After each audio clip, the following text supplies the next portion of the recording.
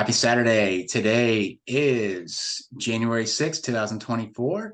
With me for Real Assets Weekly, episode 21, is Austin Schmidt, a great precious metal royalty co FinTwit enthusiast. He's a great guy. He's a friend of the show. And so we wanted to have him on to go through some charts and just talk about the precious metal royalty space. We'll talk Franco Nevada, talk about the latest going on there, talk about some of the other big names, and get to know Austin a little bit. So with that, Austin, thanks for coming on. Happy Saturday, man.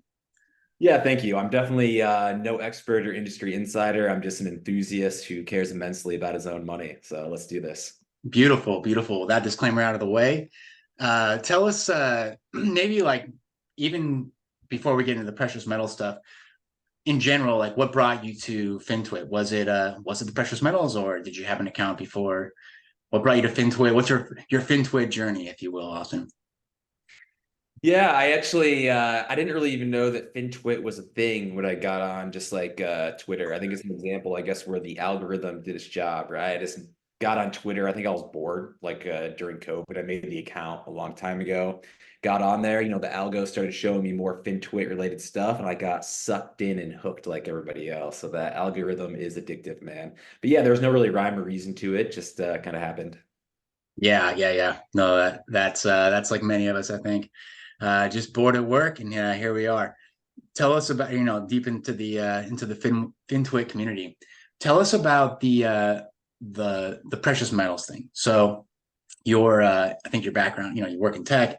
Why precious metals? Why is that interesting to you, and why do you decide to invest your hard-earned capital into it? Yeah, I feel like on Twitter, a lot of people probably think that I'm a gold bug at this point. I'm really not. Like, I really just took a sizably long position in the fall of 2022. I think, like, on the gold side, I think there are a lot of reasons where gold is probably going to grind higher over the years between a lot of countries, like for BRICS, for example, that are starting just to replace at a small level some of their treasury reserves with gold. They're acquiring more gold over time, right? Large deficits will probably lead to increased gold investment over time. So on gold, that's kind of the rationale. And then silver, there's similar reasons on that without the central bank angle, where its demand is going just parabolic right now, partially on the solar side, right? And on that one, like the best way I can think about this is so a vast majority of that solar demand is all out of China right now, right? And I know like I'm actually a skeptic on solar long term, right? I think there are going to be a lot of grid challenges on that, right? Okay. But Yeah.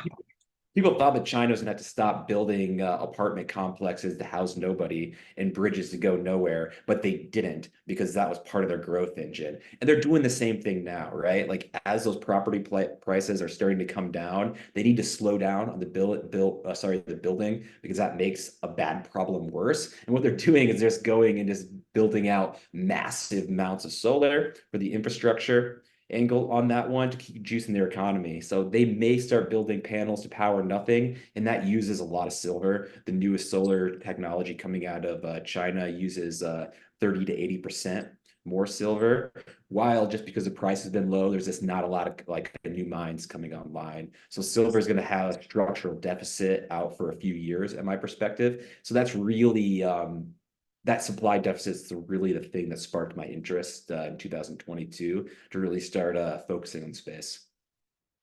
That's awesome. That's interestingly specific. Do central banks, not just random part of your explanation that I got hooked on? One part of it is, do some central banks not? I mean, I understand that central banks are primarily concerned with gold, but do some central banks own silver? I wouldn't be surprised if none did. I mean, I'm sure some do, right? To my knowledge, no, there probably is a few out there, but not in any meaningful scale, right? It's Yeah. not a factor in the market. Right, right, right. No, that totally makes sense. So, and then so ghost cities, but for solar panels, being like basically the driving thesis, and has so you said you basically came to that in 22. Has is that so is the reopening in China and the lack thereof, is that going to have, is that like a primary, like if we pull up a chart here of silver, is that going to be like, does it kind of trade on that, I guess is the question? Does that make sense? Yeah, I mean, it does. As far as reopening, I wouldn't say that is so much of a factor, but the other way to think about China specifically, right? And another reason why I don't think that the solar demand is going to stop, and for that matter, electric vehicles use about 2 to 3 times more silver as well than a ICE vehicle. And Right. EV adoption is not going to stop in China no matter what happens in the economy, because to them it's an issue of national security, right? Think about it like this. So the one thing that China doesn't really have is their own oil. They have to import it. And there are so many choke points that could theoretically cut off their oil supply and thus hit their economy really almost overnight, right? That they're going to do everything they can to get basically their energy consumption onto the grid in a way that's not oil. And again, they're going to be using a lot of probably increasing amounts of oil for a long, long time. So I'm not saying that they're just going to go completely green, but they're going to try, right? They're going to try to get more demand onto the grid where they can use coal, nuclear, things like that. So basically, China really is the biggest driver on the industrial side for silver, far and away. Right, right. No, that totally makes sense. So that basically the central bank manipulation, there's you have major planned economies like China that are doing things for non-economic reasons. But what about, I heard someone say about I guess any physical commodity, but especially oil is physically delivered, right? So especially about oil, is what's so interesting about oil market is it's where physical delivery meets the financial market. And so I think what's interesting is that in general, maybe partly to your point is like, well, you did say this is like as bricks, if bricks were to gain steam, nobody's going to want to take their hard-earned savings and put it in Chinese renminbi, right? So they may be interested in doing something if it was backed by gold, right? So precious metals are maybe the exhaust valve of where like of manipulation. Is that fair? Yeah, I think it is. I guess on the manipulation side, I guess let me say this. Like if I thought that silver was wildly manipulated and like the price was controlled over long periods of time, I wouldn't be in the sector, right? Because like it's like don't fight the Fed. I don't want to fight global central banks on that one. Yeah, I don't know. Maybe I'm wrong. I don't really buy that like silver is at the wrong price, speaking in long periods of time through manipulation. Because what people don't really remember, or I think they remember that don't like talking about it, is so from the period of roughly like 2012 to 2019, there was a huge surplus of silver. It's like think about silver as basically the metal version of natural gas, right? A lot of natural gas consumption is an offshoot of oil production, right? So you can have massive spikes and then massive drop-offs because it's a byproduct. And I think that's kind of what's going on. Like after the great financial crisis, there was a ton of capex in the base metals. When you invest a lot of money into base metals, you get a lot of silver as a byproduct. And there was like we were just drowning in the stuff for almost a decade, right? So I think that's why the price has struggled. In my opinion, that dynamic has shifted, and we've been in structural deficits for about 3 years. And I think that we're probably going to see another 5 years until those massive copper mines are built. So long-winded way of saying, yeah, I don't know. There are some shenanigans. There are shenanigans in all markets. I don't really think the reason that silver has struggled is because of a coordinated effort. Let's say that. No, for sure. I guess more so what I guess my point was, and it wasn't even really a point, I was just kind of thinking out loud, but it's like the central bank manipulation of interest rates, of foreign exchange rates, the exhaust valve is hard assets, right? Precious metals and real assets, right? So and point being, if they're going to get off the ground with any sort of alternative to the dollar, they're going to need what else. There's currencies are all about trust, right? And there's no other currency that maybe the Swiss franc or something that matches the trust of the dollar. And so you're going to need the backing of probably precious metals, right, to back any other alternative currency. Would you agree with that? Yeah, probably. I would say in the short term before that happens, what's probably going to impact, say, the gold market more is not necessarily on the currency side, but on the reserve side, right? Basically, whether you think it's the right thing or the wrong thing is somewhat irrelevant. Basically, when the US government decided to confiscate Russia's reserves in the Ukraine deal, right? It basically, for anybody who's not a great friend of the US treasuries are no longer a risk-free asset, right? Right. So basically, right now, for a lot of these countries, if they want return of capital guaranteed, they have to go somewhere else. And for countries like China, Russia, this kind of gold is really just like the only other option, right? I'm not saying that they're never going to buy another treasury again. That's not true. But I think the bigger story is reserve, the mix of the reserves switching from dollars and euros to just a larger percent being gold. And again, not 100% probably, but more. Yeah, totally. That makes sense. Well said.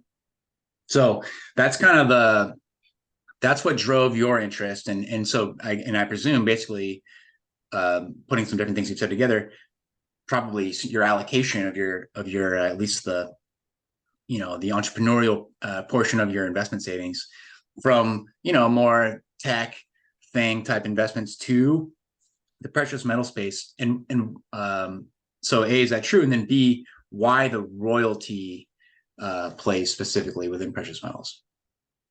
Yeah, that's true. So why the royalty space on this? So mining is a really tough business across the board, right? So it's a depreciating asset a lot of times, even if you are, so one thing that is interesting, and I actually have this pulled up on my end, so maybe I'll just take the screen share from you here. Please do. Yeah, let me see if I can make sure you can do it. Stop share. So while you're doing that, the problem is like often when the price of the commodity that you mine goes up, the forces that made it go up make your costs go up too, for example. So, anyways, not okay. I'm the host there. Yep.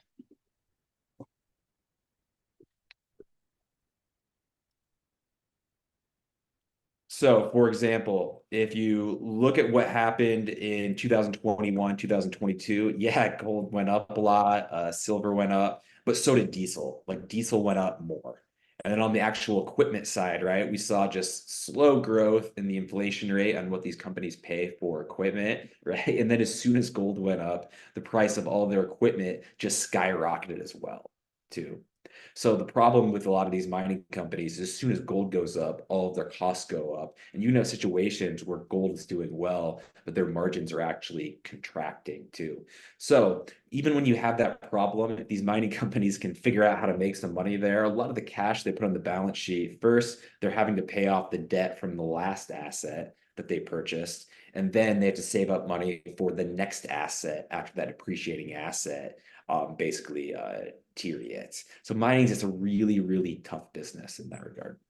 Right.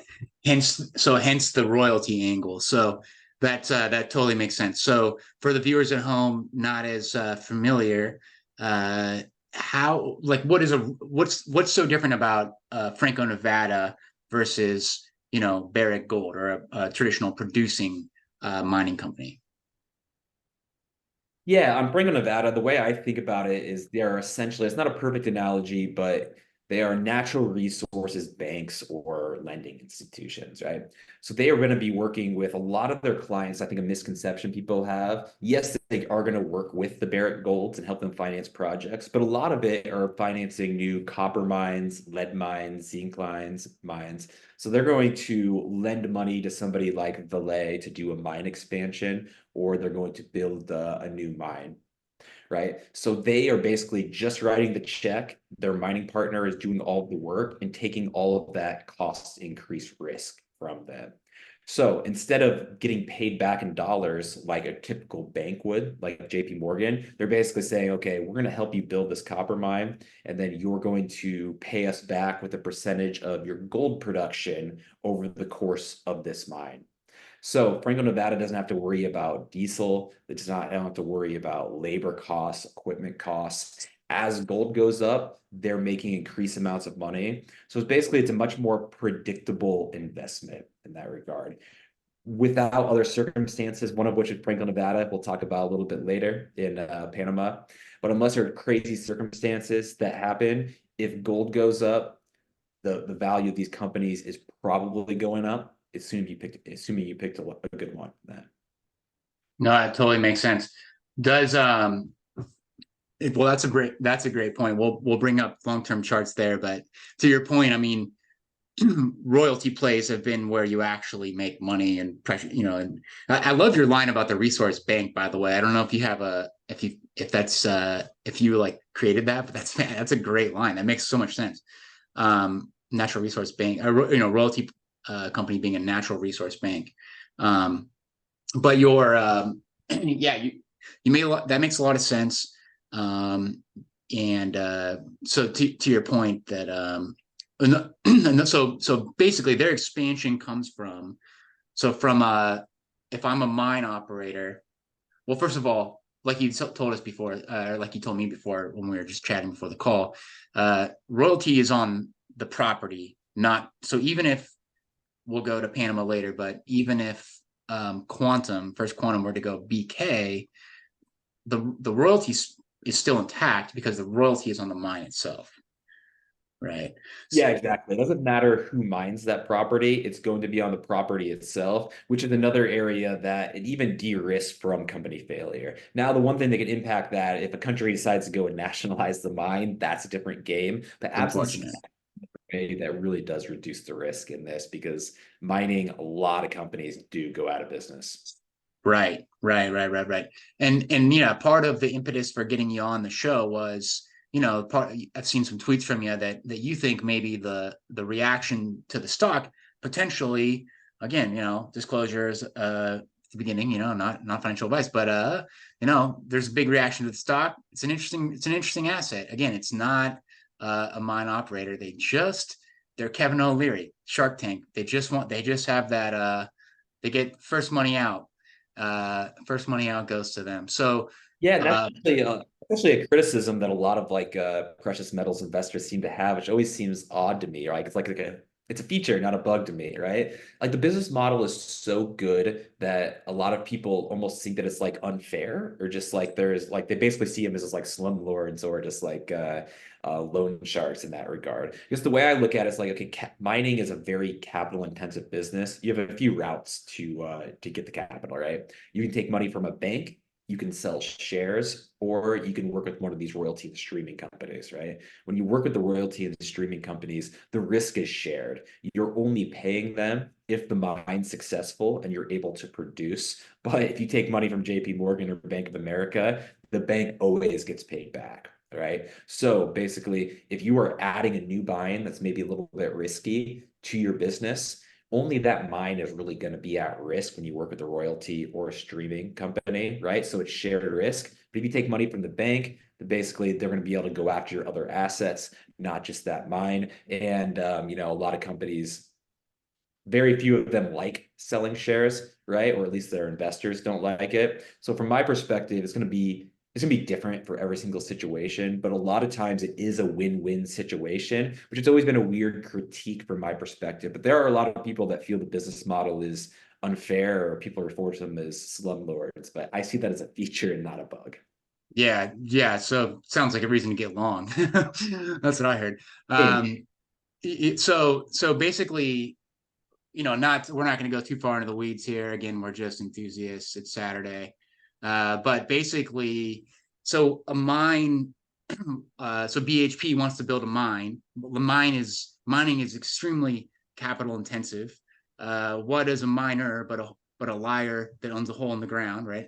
And so instead of just putting up a few billy on their own and taking years to see a payback, they might because if the primary asset is copper, they might a natural resource bank like FNV might say, hey, we'll give you $1 billion and we get all the gold and silver that comes out of this mine forever, or is that kind of how it works? Or again, and then yeah, hypothetically and just kind of as an example. Yeah, there are different ways you can do it. One, you can have a net smelter royalty on the entire mine, so the value of everything mined of it. You could have a similar arrangement for just the gold production or just the gold and the silver production. Or you can have a streaming arrangement where we're saying, hey, we'll buy 100,000 ounces of silver from you for, say, the next 20 years at $5 an ounce. And then the company would basically pocket the difference between $5 they pay the mining company and whatever they can sell it on the futures market at that point. So there are a couple of different ways you can structure it. And as far as length, some of them go forever. Some of them will be a period of, say, 20, 30 years. Going to be different across the board, but they're usually very long-term like items. Like usually you're going to see multi-decade, not multi-year. And okay, that makes a lot of sense. Wow, that's interesting. So generally, that's wild. For $110 a share, all these assets, man, first money out. So the stream is basically like a call option on a revenue stream. Like basically, it's anything above $5 per ounce, or whatever, X dollars per ounce. So is it analogous to a call option? Is that fair? Yeah, I like that analogy, right? So I guess the way I look at it, it's defined downside, right? If you're giving a company $500 million for it, you have, of course, defined up or downside, but unlimited upside. So call option is a good analogy. Yeah, yeah. Cool. So let's get into it a little bit. So on FNV, if you're keeping track at home, you see this big move down in the stock. Like you said, depending on what peak you calculate it from, it's 30 to 40% down. Let's see here. Let's go to Coifin for the verdict on the drawdown. So the drawdown, according to Coifin, from the high is 33.5%. It's down by a third. Let's call it that. It's a great asset. The dividend is they haven't, looks like the dividend streak is goes back a long ways. I don't have that number in front of me, but it looks like many years of increasing dividends. 10-year growth rate's like 7%. The dividend's about 1.25 here. So the big move down, that's on the Panama thing. That little nationalization of the asset, that was basically the impetus for the move down. Yeah, exactly. Basically, there are some environmental concerns in Panama around the mine. There were some large-scale protests, and Panama's Supreme Court has deemed that the contract that First Quantum signed for that mine is unconstitutional. So the mine is currently being shut down at this point.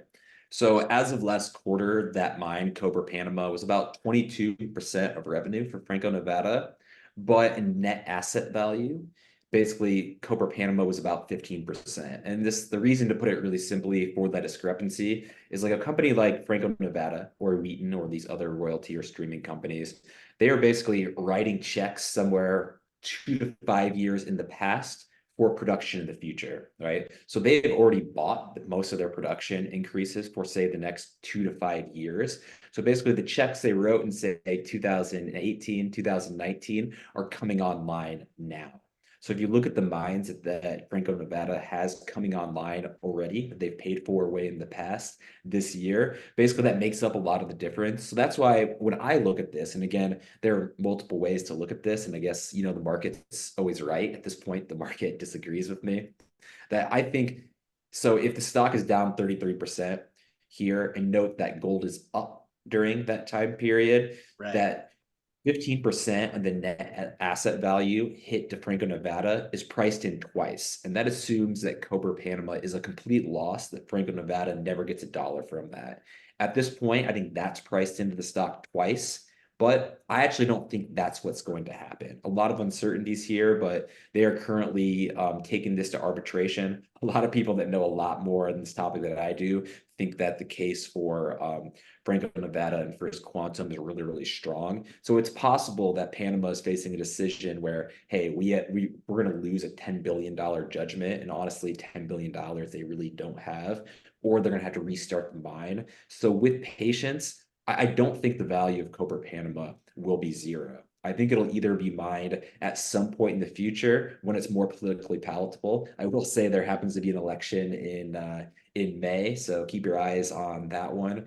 I mean, there's been I guess a history of political shenanigans in Panama around this mine and others in the past, or they may win that arbitration in who knows how long it could take. It could take months, it could take years, but if the value of that asset is zero, from my perspective, I think that's priced in twice. If there's value within that, that's not in the stock at all. Right. No, that makes a lot of sense. That's you're attributing about 15% of NAV to Cobra Panama, and you're saying about twice that's been taken out of the stock. That makes a lot of sense. Do that guy that shot that guy, that protester, that was related to this, right? Like on Twitter, would you see, we see things that humans were not meant to see in just one lifetime every day. But it was related, right? I believe, unfortunately. I think I don't know the detail, like all the details of it, but I Yeah, believe it doesn't matter. occurred in protest, but the shutdown itself didn't have anything to do with this No, like yeah. protest or anything like that. Yeah. Yeah. Right. No, it seems like for a country that probably like all governments needs money, doesn't seem like a very savvy move here. But we'll see what happens next. Like you said, the point is maybe that's the opportunity. If you go back, so the dividend yield today at 1.25 is, that's your best level you've gotten since pre-COVID. You've got look if you look at the history of the dividend, right? So these royalty companies, it's not a crazy dividend. Again, it's a 1.25% yield at cost today, but you have a very robust cash flow stream. That's why Mr. Wonderful always asks for them. And you also are getting a dividend increase, or the history is dividend increase. And the 10-year, 10 years, 7%. So yeah, they're doubling the dividend every 10 years or so. If that rate Yeah, part of the continues. reason, Sorry, go ahead, part of the Austin. reason it's so low is because the stock actually goes up, right? A high dividend yield isn't big. The growth's solid, but I don't know. I think if you really want dividend income from like commodities, there are other things like, for example, perhaps maybe like Petrobras you go and buy. The way I look at a company like Franco Nevada or Wheaton Precious for that matter, I would always ask somebody the question, okay, why would you want this company to pay you out a dividend, right? Nobody's demanding a dividend from Amazon, and their investors have done very well because they've been able to take free cash flow and reinvest it into higher yielding growth opportunities consistently over time. Now, I don't. There are most companies you shouldn't trust to do that, right? Because they have not proven it. But companies like Franco Nevada and Wheaton, they have a very, very long track record of doing just that. And honestly, I think that somebody like Wheaton Precious can go and invest my money in this sector better than I could reallocate it. So I don't necessarily know why somebody would want them putting their free cash flow into dividend yields at this point until they run out of growth opportunities. Right. And basically, uh, the short version of the thesis for their growth opportunities is the world's thirst for copper, right? And other sorts of industrial hard assets, industrial commodities.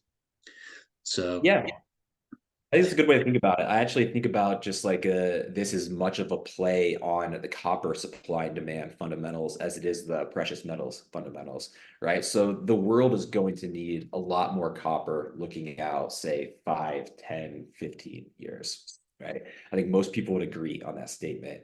We don't have the mines in place to be able to facilitate that 5, 15 years down the road, right? Those mines will get built. And the question is, who's going to finance that? I think it's a very good chance that companies like Franco Nevada and Wheaton Precious are going to be the ones that finance the next generation of copper mines. So it's just like a natural resources bank, to use that analogy again. Instead of being paid back in interest rate in dollars, they're basically saying, hey, we'll lend you this money and we're going to get paid back in gold 5, 10 years down the road. sounds so gangster when you put it that way. What what other so aside from BC, FNV and WPM. Well, actually, sorry here. Let's wrap on FNV. Do you think that Franco Nevada management made a mistake tying so much of the company to one situation that's obviously in a, you know, not a great jurisdiction? It's hard I, to I say. can I can probably I mean, I think you can make a reasonable argument on the other side. My answer is no. And the reason is it's just some of these, like, for example, like using copper mines that the world needs, like Cobre Panama is a huge mine. That's 1.5% of the world's mine supply every year, just in that one mine. And that was before an expansion that they were currently working on, right? So that number is going to be even huger. Or huger is not a word. The world's going to need more mines like Cobra. In my opinion, like the opportunity is so massive and there are so few companies out there with the capital to be able to finance those. Why wouldn't I hope that Franco Nevada swings at assets larger than that again and again and again, right? I think there's such massive opportunities there because the opposite choice is you just go and you focus on all of these just little small mines, right? And it's going to be more difficult. Usually in life, it's easier to get a few big decisions right than having to get like hundreds or thousands of little decisions right, which is why long-term investors tend to make money and day traders tend to lose money because it's really hard to be right that often again and again. So I hope that companies like Franco Nevada will swing at every single Cobra Panama type opportunity they have, right? Eventually, it's going to blow up in your face, but like the opportunity is so big on the next one. Like I would be upset if they didn't swing at another asset of that size. Yeah, that's a great answer.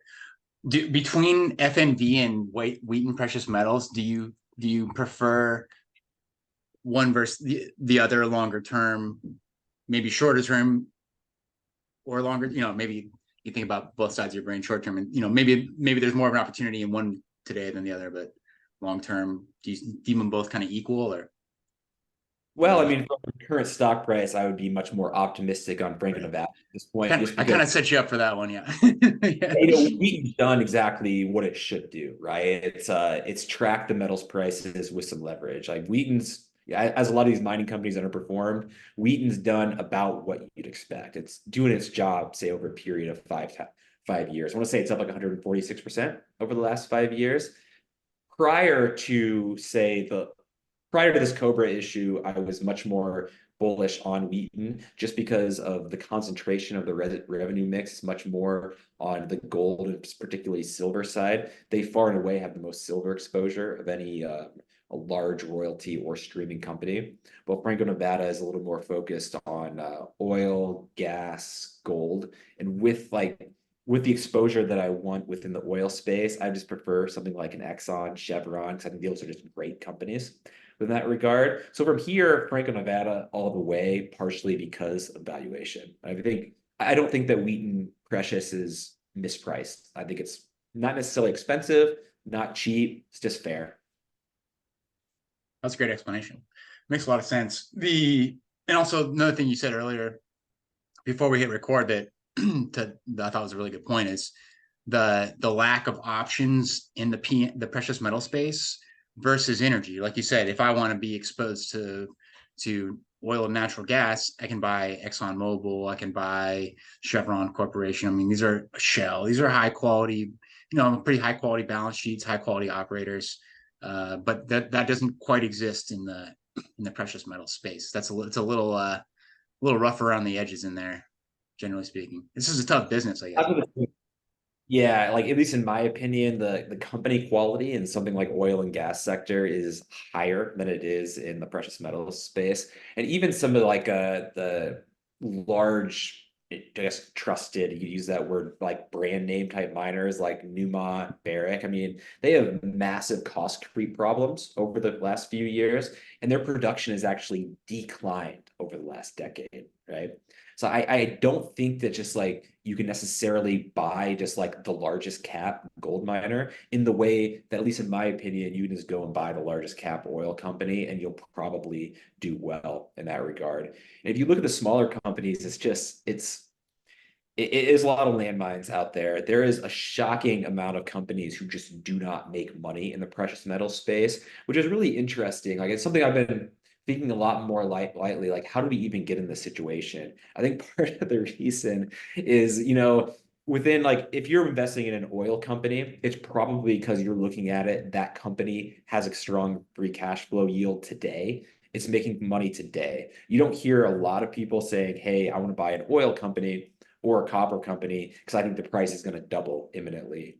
But I think you just have you have more people that invest in the precious metals sector just really emotionally, where they think, oh, for this reasons, because of the Ponzi central banks, all of a sudden gold's going to 10,000 and silver's going to 100. And at that point, all of these stocks are 10 baggers. I get it that they're losing money today, but man, when silver's at 100, they're gonna be a 10 bagger. The problem is that this is uneconomical production, and these are ounces that in any other commodity market would stay in the ground, but investors keep buying the new share issuance. Like some of these things, like, yeah, like it's going up into the right, but not their stock price, the amount of shares. Like some of these things are almost doubling shares outstanding every year. So that's Yeah. why a lot of these precious metal companies that look cheap are not cheap because they don't make any money and they just keep diluting investors in a very similar way that AMC keeps diluting the apes, right? It's there's a lot of these companies, their stocks are down from like 2021, but they're really, really expensive in the precious metal space, in my opinion. Right. The business is the stock type situation. Yeah, it's so true of actually probably many sectors, but you're right. Obviously, it's such a huge propensity for They mind shareholders, not gold a lot of times. The way that's I right. think about it. That's right. What other are there any other tickers that you think are important to put on people's radar if they're interested in the space, like precious metal royalties? Any other like maybe the Canadian guys or anything else that's specific, or is it pretty far drop in quality from Wheaton and Franco? Oh, there are. I think one thing that and I'm not gonna like say those names like specifically, but one thing I would say is just because it's a royalty and streaming company, which is a great business model. In my opinion, it's one of the best in the world. It doesn't mean all Yeah. the companies are good. There are a lot of them that are just like kind of like marketing schemes out there. But Hmm. other ones, like, I don't have positions in all of these, but I think Royal Gold is solid. Cisco Gold is a good company.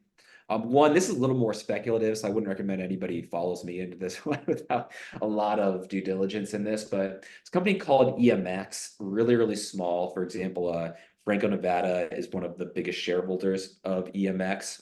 And they actually have a partnership where basically for the new discoveries that EMX finds, basically Franco Nevada puts up 55% of the cash. They split the profits 50-50.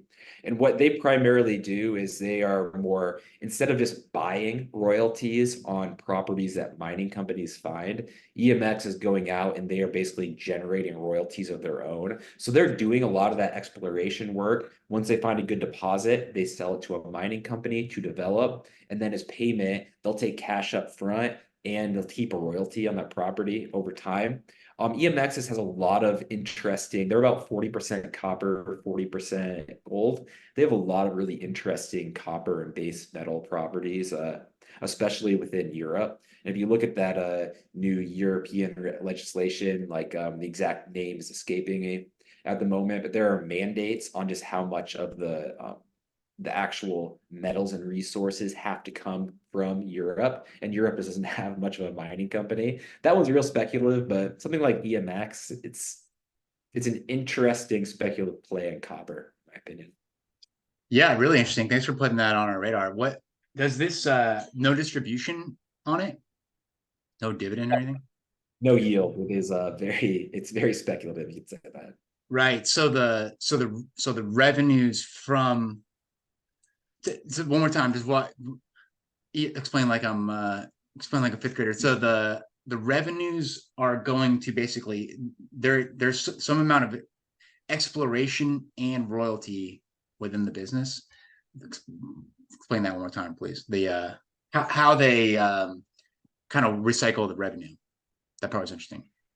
Yeah, so I guess you could think about EMX in a way that think about like a company that's just exploring for new deposits. They're Right. doing their specialty is kind of going out and acting like as Explorer Co. Right? So they're trying to find new interesting copper deposits out there. They're doing that initial drilling. And once they find something interesting, basically mining companies will approach them about that property because a mining company wants to take what they found and develop it. So in a very similar way that, say, a large mining company would acquire a small mining company for something that they found, right? EMX is basically selling those properties two larger mining companies who are going to go and develop that. In exchange, they're taking a cash payment up front, and then they're keeping a royalty on that property. So as these properties that they basically create, or what they call a prospect generation, eventually go into production, then they're going to have royalties on these properties. And why that's interesting is because bidding on new royalties has become an increasingly competitive industry, because you have multiple companies that are able to write checks that want that royalty stream, right? Since they're creating their own, theoretically over time, they're just gonna be able to get this like incredible deals on this. Wow, that's so interesting. I think this is such a fascinating space. Um, that's really cool. Have you ever you ever been to a mine like this? Have you ever seen anything like this in No, person? I haven't, but I really do want to go to one of those mines. I think it'd be Yeah, incredible. that'd be cool. The That'd be size of it incredible. is crazy. Yeah, yeah.